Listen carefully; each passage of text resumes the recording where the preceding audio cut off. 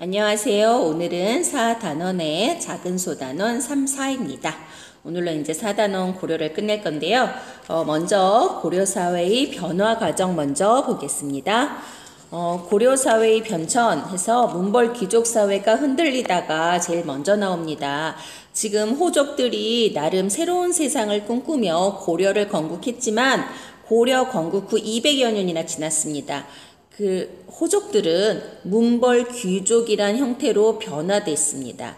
호족은 고려의 새로운 지배층이 문벌 귀족으로 변화되면서 그들은 고려에서 넓은 땅을 차지하고 부를 축적하면서 사치스러운 생활을 누리는 생활을 했고요.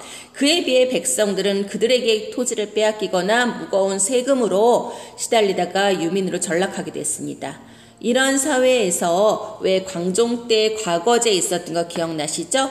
그들, 이 문벌 귀족화된 기존의 공신 세력, 귀족 세력과 대항하는 그 왕권 강화를 위해서 만들었던 과거제에 의해서 관리로 등용되는 사람들이 생겨나요. 이 사람들이 새롭게 등장하면서 문벌 귀족도 물론 여기에 포함되어 있지만 새로운 향리층에서 나온 사람들이 신진 관료로 등장하게 되고 이들은 문벌 귀족과 대립하게 됩니다. 그러면서 귀족사회에서 이런 모순들이 드러나게 되는 사건이 이자겸의 난과 묘청의 서경천도 운동으로 나타나게 됩니다. 이자겸의 난, 서경천도 운동, 그 다음에 무신의 난 세 단계를 거치면서 고려가 변화되기 시작하는데요. 처음에 나오는 이자겸의 난을 보겠습니다. 여기서 나오는 이자겸은 가장 유력한 외척 가문, 왕실과 혼인을 계속 맺은 가문이에요. 심지어 이 이자겸은 어떤 사람이냐면 인종의 외할아버지이자 장인이야.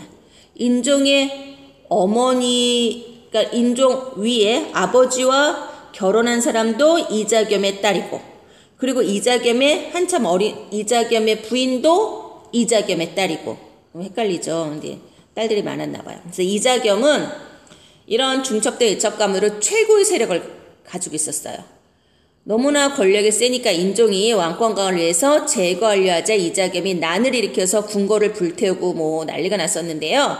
진압되긴 합니다. 인종이 바로 이자겸의 측근을 자기 편으로 끌어들여서 진압을 하긴 하지만 이때 왕실의 권위는 한번 훼손당하게 되죠. 궁궐이 불타고 외척이 저렇게 된다. 이건 굉장히 권위 하락입니다.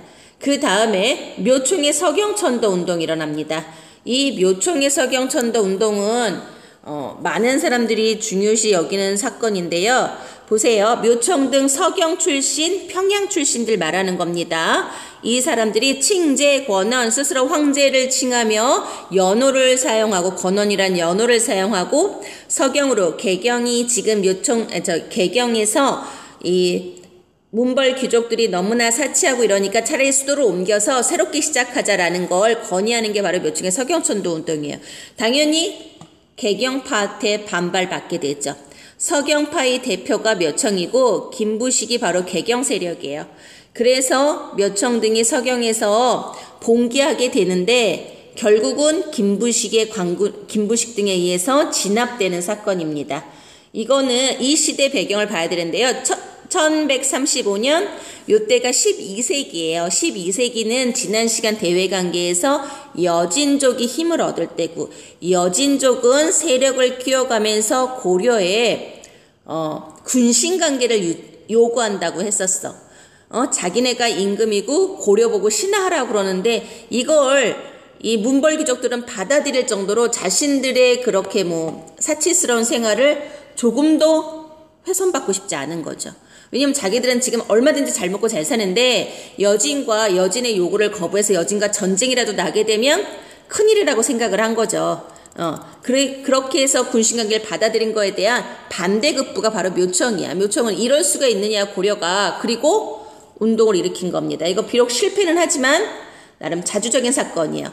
바로 묘청을 중심으로 하는 서경파와 김부식을 중심으로 하는 개경파의 대결이며 김부식을 중심으로 하는 개경 문벌 귀족 세력들과 묘청으로 말하게 되는 새로운 세력들의 대격돌이라고 볼 수 있는 게 바로 이겁니다. 보세요. 지금 묘청의 서경천도 운동에 대한 거예요. 이거 한번 읽어보면서 핵심적인 걸 볼 텐데 묘청과 김부식, 서경과 개경 비교가 됩니다.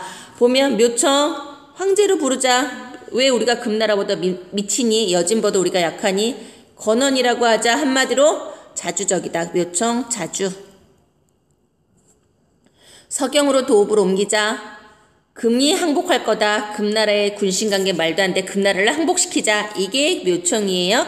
그의 김부식은 금이 얼마나 센데 하면서 안 된다. 묘청이 이렇게 된 데는 개경 땅이 기운이 쇠했기 때문이야. 땅 기운이 왕성한 서경으로 소도를 옮기자. 무슨 땅 기운이 뭐야? 그런데 이들은 한마디로 그 개경을 중심으로 하는 문벌귀족의 세력을 약화시키고 싶었던 거죠. 그래서 두 개가 비교됩니다. 개경파와 서경파의 대격돌이에요. 이 묘청의 운동을 가장 우리나라 역사에서 중요시 여겼던 역사학자가 있어. 이 역사학자는 3학년 때도 나오는 역사학자라 이름 기억해두면 좋아요. 신채호입니다. 이 사람이 조선 1000년사, 우리나라 1000년 역사의 가장 중요한 사건이 묘청의 서경천도 운동이며 이기에 성공했다면 우리가 좀 더 진취적으로 발전했을 거다라고 주장을 하는 사람 신채호입니다. 묘청의 서경천도 운동했고요. 이 다음에 고려에서의 엄청난 사건은 무신정변이에요.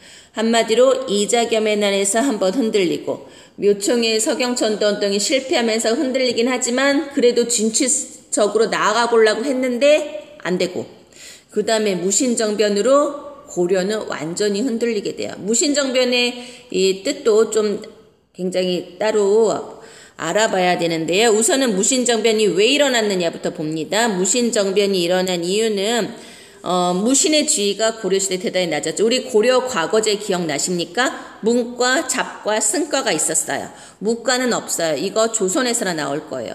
그리고 심지어 군인들의 대장인데 문신이 해요. 무신은 그렇게 최고 관직에 못 올라갔어. 심지어 하층 군인들은 막 자벽에 부리면서 덧천시해.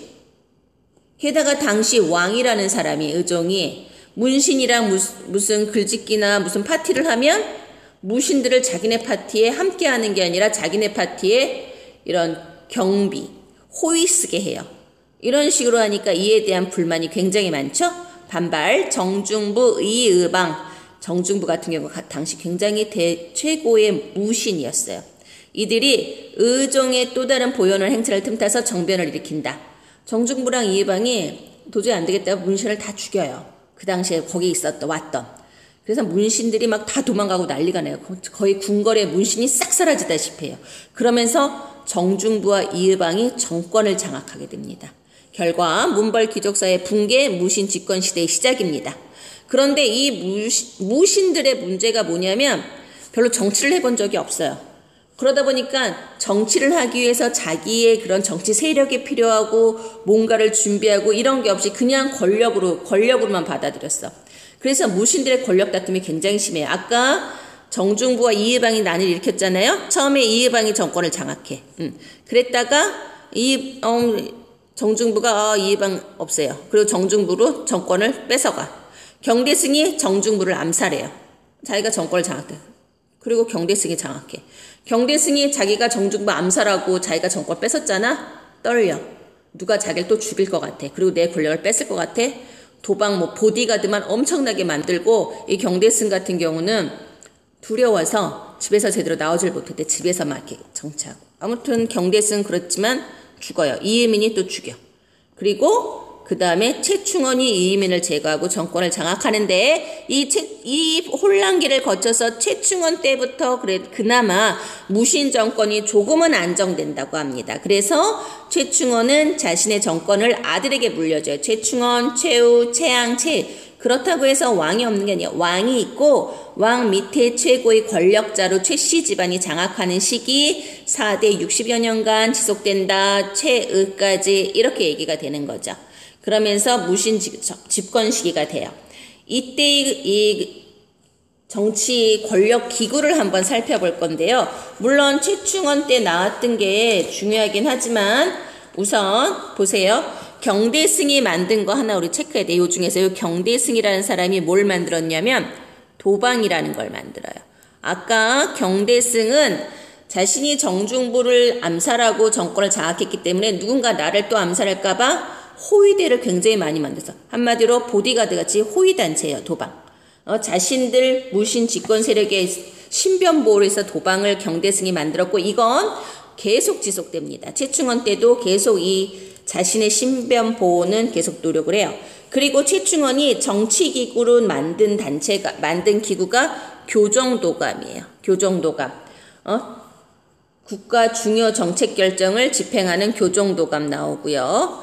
그리고 아까 말했던 도방 더 확대해서 자신의 호위를 하고, 그다음 농장은 뭐 이 사람들은 자신의 부를 축적하기 위해서 노력을 하니까 농민들을 백성들한테 막 조금만 하면 고리대금 업자 뭐 이런 거 하면서 땅을 뺏어서 거대 농장을 경영하게 되죠.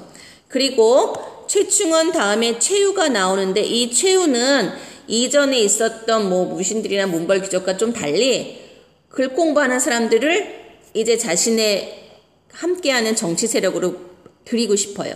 그래서 관리의 인사 업무를 처리하는 정방이라는 걸 설치해요. 한마디로 누구를 뽑을까 하는 건데 여기서 예전의 문벌 귀족과 다른 사대부라는 사람들, 글 공부를 했던 사대부라는 사람들이 생겨나기 시작합니다. 보십시오. 여기서 나온 거 도방, 교정도감, 정방 나왔고 삼별초 하나 더 나옵니다. 그리고 자신들의 군사 기반으로 만들었던 삼별초, 야별초, 자별초, 우별초에서 이거는 치안 유지예요. 치안. 도둑놈 잡는 기구였어요. 여기 무신정변에서는 정권 기구가 나옵니다. 교정도감, 도방, 정방, 삼별초. 이 중에서 무신 집권기의 군사적인 기반이 되는 건 뭐였을까요? 군사적인 기반이 됐던 건 도방과 삼별초였겠죠? 이런 식으로 해서 지금 됐고, 그러면 이 무신 집권기 한번 그 다음 거 한번 봅시다. 사회 변화, 무신들 세상으로 변하고 농장 확대된 건 농민한테 절대 좋은 게 아니에요. 무신들이 했던 정치가 농민에게 좋은 정치는 아니었어요. 자신들의 그런 걸 더 챙기는 정치였지. 그리고 정방 덕분에 신진사대부가 형성되기 시작했다. 탐구활동 보시면 되고요. 이런 상황이었기 때문에 점점 농민과 천민들은 이런 상황에 저항하게 됩니다. 보십시오. 배경, 무신정변으로 사회혼란, 신분질서 동요, 지배층의 수탈 강화. 지배층의 수탈 강화는 알고 있겠고 이게 하는 거고, 신분질서 동요 같은 경우는 무신 세력이 약했단 말이지.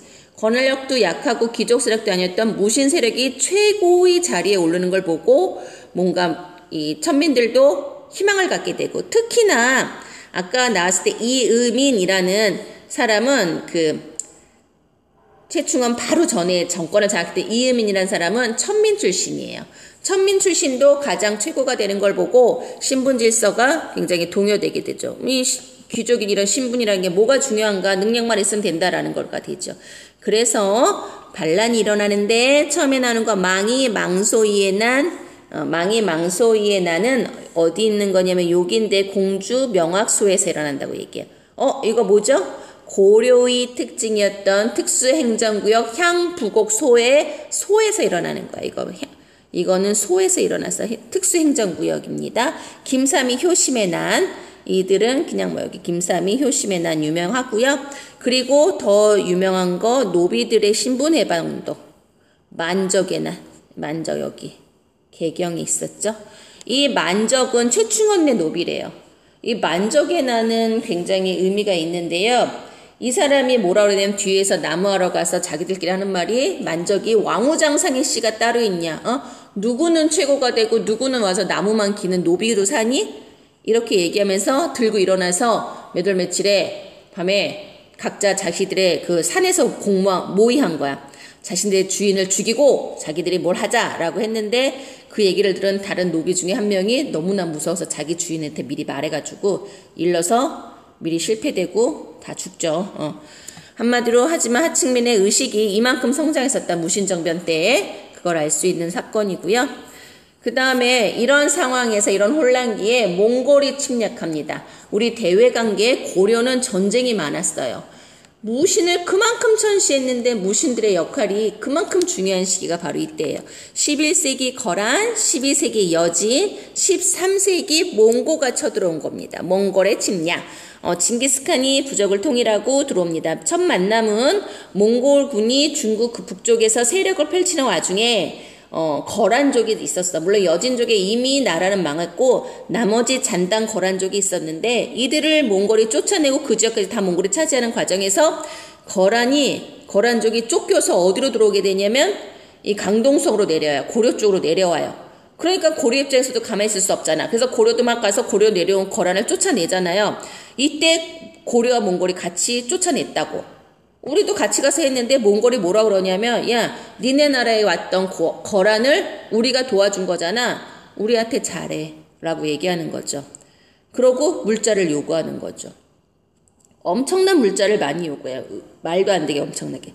그러자 몽골 사신 당시였던 저고요가 그 많은 물자를 요구하고 가져가는 사이에 가져가는 길에 밝혀진 바 없는데 누가 그 국경 몽고와 우리의 국경 그 사이에서 저기서 화살이 날라서 저고요가 죽어요. 피살돼요. 그러자 몽고에서 니네가 죽였지, 니네가 시켰지 하고는 몽고 사신 저고요 피살을 구실로 고려를 침략하는 사건입니다. 최씨 정권은 순간 당황해서 강화를 체결해요. 항복 알았어. 너네랑 잘할게. 안 그럴게. 라고 강화를 체결해 놓고는 그런 게 어딨어. 그러고는 싸우겠다고 강화도로 천도합니다. 몽고는 내륙민족이에요. 얘네는 물에서 싸움을 못해. 그래서 섬으로 들어가는 거야. 강화도로. 몽골과 장기전이 시작됩니다. 무신정권, 최씨 정권 하에서 강화도로 천도하게 됩니다. 몽골군에 맞선 고려의 저항. 다들 강화도로 들어가요. 강화도로 들어가니까 이 본토에는 누가 남게 되냐면 여기가 강화도예요. 여기 강화도 천도 나오죠. 이 본토에는 귀족이나 무신 이런 지배세력 다 가고 힘없는 백성만 남아요. 그리고 군 지도자 약간과. 그런데 그래도 많이 참아내요. 왜냐하면 보세요. 맨 처음에 박서가 여기서 싸우고 김윤우도 싸우고 계속 싸워요. 이 본토에서 주로 싸운 사람들을 보면 부곡민들, 노비들, 부곡민이 누굽니까? 부곡소 특수행정구역의 백성들. 농민보다도 약간은 천시받던 부곡민들, 노비들 전혀 그렇던 사람들. 김윤우가 도저히 안 되니까 충주성에서 노비 문서를 불태워요. 이거 불태울게. 이걸 불태우고 여기서 몽고만 몰아내면 충주성에서 너희들이 주인 돼서 살 수 있어 라고 하자 노비들이 사기를 높여서 몽골군을 이제 여기서 격퇴하죠. 하지만 거기서만 격퇴하지 나라 전체에서 격퇴할 수가 없어요. 당시에 누가 있어. 그리고 정부는 이 강화도에 들어가서 팔만 대장경을 조성합니다. 팔만 대장경 부처님한테 대장경 부처 경전을 뺏겨 쓴 거죠. 나무에다가. 이렇게 하면서 뭔가 해보겠다고는 합니다. 하지만 계속 시간만 끌고 너무나 힘이 들자 결국은 몽골과 강화하게 돼요. 왕실은 진작부터 고려 왕실은 몽골과 강화해서 본토로 가고 싶었는데 최씨 정권이 반대하다가 최씨 무신 정권이 붕괴하면서 국왕이 강화를 추진해서 강화 후에 고려 정부는 개경으로 환도합니다. 한마디로 몽고에 항복하게 되는 거예요. 이거는 불만인 사람들도 많았겠지. 예전에 금과도 군신관계를 맺었는데 몽고의 항복 이거는 절대 싫다라고 하면서 무신 정권 시기에 군사적 기반으로 역할을 했던 삼별초의 항쟁이 가장 유명합니다. 삼별초가 항쟁합니다. 개경 환도를 거부하고 대몽 항쟁을 지속하여 진도, 제주도로 이동하며 항쟁했으나 결국은 진압당합니다. 진도, 제주도 잠깐만 봅시다. 어디냐면 여기서 보면 진도와 제주도만 한번 체크해볼게요. 여기 강화도에서 있다가 여기 진도로 왔다가 여기 제주 탐나루까지 가는 거.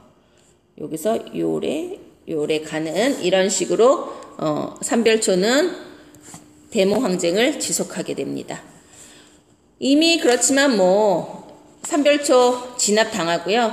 이 다음에는 몽골과 강화하고 나서는 이 몽고의 영향을 많이 받아요. 몽고는 그들의 습성이 자식들한테 균등상속해. 몽고 제국이 거대 제국이었는데 이 제국을 자신들의 아들들한테 똑같이 나눠서 그 중에 이 중국 지역에 있는 지역을 원이라고 했어. 그래서 사한국의 내군 나서 그 원나라와 이제 고려와의 관계가 되는 거야. 처음에는 몽골이었지만 이 원나라의 관계가 됩니다. 중국 쪽에 있던 원나라 지역에서 이제 계속 고려의 내정 간섭을 하게 됩니다.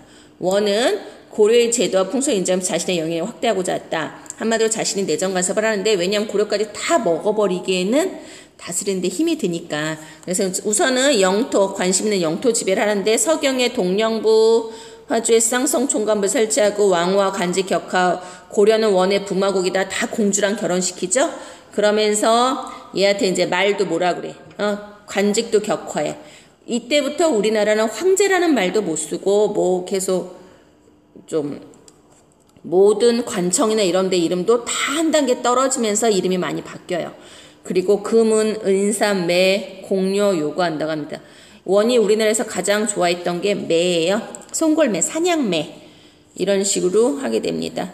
그러면서 우리나라에는 몽고풍이 유행하고 원나라의 문물이 우리나라에 대단히 많이 내려오게 되죠. 보세요. 이런 원 간섭기에 고려에서 세력을 키운 사람들은 누구냐면 권문세족이에요. 이 권문세족은 기존의 문벌규정 무신직국의 당시에 뭐 지배 세력일 만한 사람들에다가 가장 중요한 건 이들 중에서도 친원 세력이어야 되는 거야. 권문세족의 가장 뒷받침은 원나라예요. 이런 권문세족 계속 더 농민을 끌어모아서 농민을 쥐어짜서 농장을 소유하고 노비로 하고 세금 갖다가 하고 한마디로 더 자신들의 그런 이익만 찾게 되죠. 국왕이 이거를 뭔가 좀 개혁을 해보려고 해도 권문세족이 반대하고 원나라가 못하게 해서 뭘 하질 못해요. 뭐 충녀랑 충수강 계속 개혁을 해보려고 노력하지 않는 건 아니야. 그러다가 그나마 개혁을 해보려고 하는 사람이 공민왕이 나옵니다. 반원자주 왕권 강화. 이 시대에 원나라가 약해지고 원나라 옆에 이제 밑에서 한족이 반란을 일으키면서 명나라가 세워지려고 중국의 세력 교체가 일어날 때거든요. 중국이 자기네들 코가 석자라 원나라가 우리나라에 뭐라고 못해요. 그때 공민왕이 반원 자주 정책을 추진하는 겁니다. 신돈을 등용하고 권문세족을 억압해서 하게 되고 이 시대에 이제 이 중국에서 내려오는 도적대, 일본에서 내려오는 도적대를 제거하면서 새로운 세력이 마구마구 나오게 되죠. 보세요. 공민왕의 개혁은 구체적으로 좀 한번 확인을 해야 됩니다. 이 그림으로 보겠습니다. 공민왕의 개혁 정치 맨 처음에 권문세족, 친원 세력, 권문세족들을 가장 그 중에서도 친원, 권문세족은 다 친원 세력이긴 한데요. 특히나 가장 횡포를 불던 기씨일파 등의 친원 세력 석출하고 영토 회복합니다. 아까 이 고려에 차지했던 원나라 영토는 서경의 동령부와 화주의 쌍성 총관부가 있었는데 동령부는 이 원나라가 자신들이 제대로 다스리지 못해서 자연스럽게 고려로 넘어왔어요. 근데 끝까지 여기 쌍성 총관부 지역이 고려가 차지 못하고 원나라가 집착하던 지역이거든요. 여기를 공민왕이 차지합니다. 이거 니은에 쌍성 총관부 들어가면 되고요. 전민병정도감 이 권문세족을 누르기 위해서 불법적인 농장을 없애고 이 노비들 억울하게 노비가 된 사람들을 해방시켜주는 거. 이때 공민왕이 신돈을 등용하여 아까 나왔었죠. 신돈과 함께 하지요. 그러면서 여기 또 사대부 세력, 귀족 세력이 아닌 과거 시험을 봤던 사대부 세력과 함께 합니다. 정동행성은 뭐냐면 몽고가 원나라가 일본도 정벌 하고 싶어요. 그래서 일본 정벌 하는데 우리나라에 관청을 세우고 우리나라 사람들을 끌고 가요. 그런데 그래서 만들었던 관청이 정동행성인데 이게 일본으로 갈 때 태풍이 2차례 불어서 2차례 다 실패하고 그럼 일본 정벌 포기했으면 없애야 되는데 폐지하지 않고 있다가 고려 내정을 간섭했었는데 이걸 폐지합니다. 정동행성 폐지, 몽골풍 금지 이런 식으로 개혁을 추진했으나 공민왕은 이 권문세족에 의해서 암살당해요. 흥왕사의 변이라고 해서 암살당합니다. 그리고 여기서 하나 더 챙겨봐야 될 게 바로 개혁 세력으로 권문세족에 대항하는 개혁 세력인 신진사대부를 한번 생각해 볼까요? 신진사대부 성리학을 공부합니다. 고려는 무슨 국가냐면 불교 국가예요. 권문세족은 성리학보다 불교야. 이거에 대비한 권문세족 한 번만 써볼게요. 권문세족은 불교. 그에 비해 신진사대부 성리학. 그리고 얘들은 과거를 통해 관직 대표합니다. 권문세족은 워낙 높은 관직을 이미 가지고 있었기 때문에 음서. 그리고 원 간섭 탈피. 원나라 반원 반대합니다. 원을 반원. 그리고 공민왕 개혁에 적극 참여. 하지만 권문세족은 원나라랑 친해. 친원. 이렇게 돼요. 공민왕은 사대부를 지원하게 되죠. 그러면서 사대부가 새로운 정치 세력으로 성장하는 과정을 얘기할 수 있고요.